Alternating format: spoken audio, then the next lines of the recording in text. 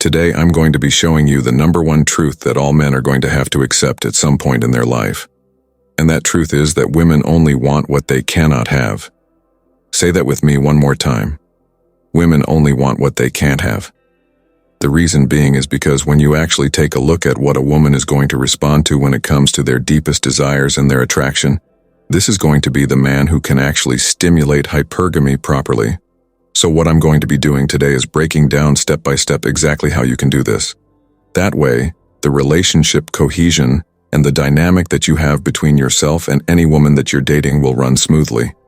You're also going to understand the small little psychological nuances that are going to actually keep her attracted to you. Okay, today I'm showing you why women want what they can't have.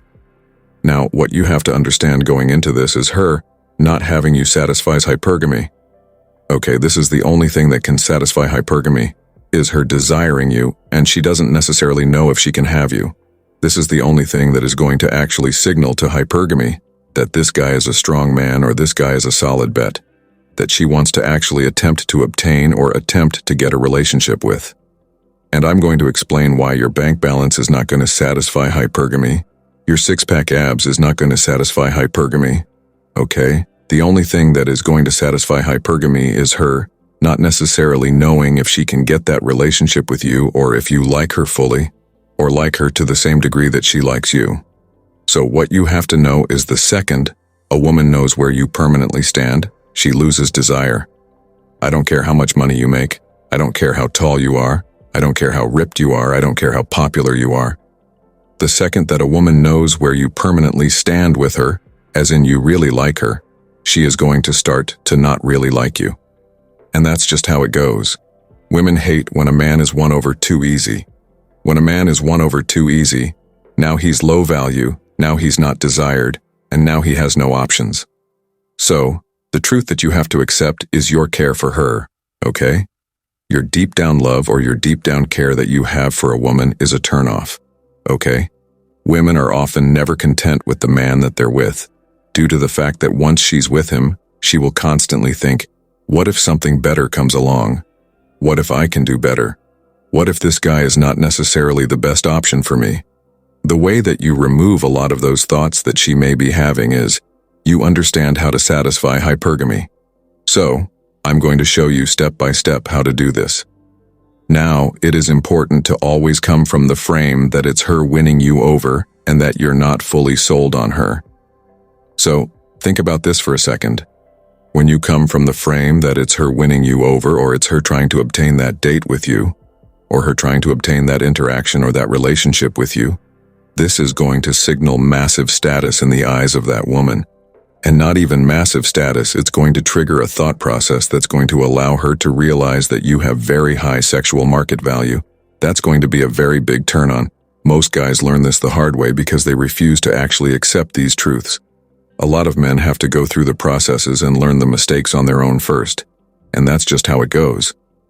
But why the woman you really want will typically lose interest in you is because of these mistakes right here.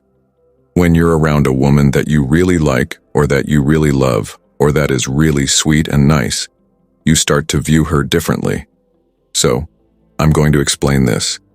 The women you really want will typically lose interest in you because what happens is, you mistake her kindness, you mistake her femininity, and you mistake her appearance and sweet vocal tone and caring gestures towards you. You mistake that as a sign that she likes you for you and that you can act as if you love her, which means you start to treat her very nice. You start to do things that are extremely pleasing, and now her interest is gone. What happens is guys take what they see at face value, which is a sweet woman, and they automatically assume that, hey, this means she likes me for me, so I can act however I want. And that's just not the truth. The second you fall for this trap is the second that the relationship will typically dissolve. So moving into the ways to stimulate hypergamy or the ways to satisfy hypergamy, what I'm explaining to you is why you need to always stimulate and satisfy hypergamy at every stage of the interaction. Okay, so I'm going to give you numerous examples, because I don't care if you've known the woman only for 30 minutes when you just met her, or if you've been with her for 5 years in a relationship. You have to remember to stimulate and satisfy hypergamy. Here's numerous examples. When you first meet. Okay, you guys first meet. Maybe you're out at a social event or whatever the case may be. Maybe you give her friend more attention than her. Okay, let's say you really like that girl. Maybe give her friend more attention so you can conceal your interest level. Then eventually, when things feel natural, you can bring the woman that you like into the conversation as well. But by you giving the friend more attention, she doesn't necessarily know where you stand with her. So the thing is, women oftentimes, when you're dating them or when you're interacting, they only know what you put in front of them. If you put the frame in front of them that, hey, I'm interested in this other friend right here, and or I'm talking to her, or I'm giving her more attention, naturally you may start to spark some jealousy, and she naturally will start to sit there and think, I wonder why he's not talking to me. So this is just one example. It's not like this is a blueprint or a roadmap to just follow. But what I'm trying to do is give you numerous examples at every stage of different interactions or dating that you could apply this. So when you first meet, maybe you give the friend more attention. Take this a step further. Let's say you're on a date, okay? You guys met for your first date.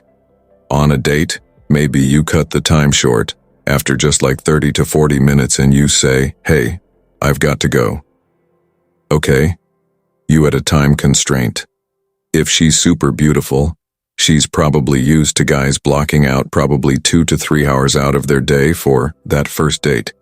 And he probably wants to take her to go get ice cream, and then he tries to set something up afterwards where they go for a walk in the park, and he does all this stuff to prove his loyalty or to prove his interest or to prove his investment level. So, he tries to take her to this location and then this venue afterwards where they go on this long date. And the problem is now he's revealed his interest level because she's sitting there going, I just met this guy. He's already taking 2 to 3 hours to see me. I haven't really done anything to win him over. And now she starts to get a sense that she may have she maybe can do better. So, on the date, maybe you cut the time short after 30 minutes. You're like, yeah, I've got time for her to grab one coffee. Or you go and get one coffee. Or you're like, I've got time to get one drink, or lunch really quickly, because I have to do XYZ at work later. Okay, that would be an example. So, if you cut that time short during that date, she's like, this guy has other things going on. Even though I'm super beautiful, he doesn't put me as the highest priority. And that raises attraction. Let's take another example.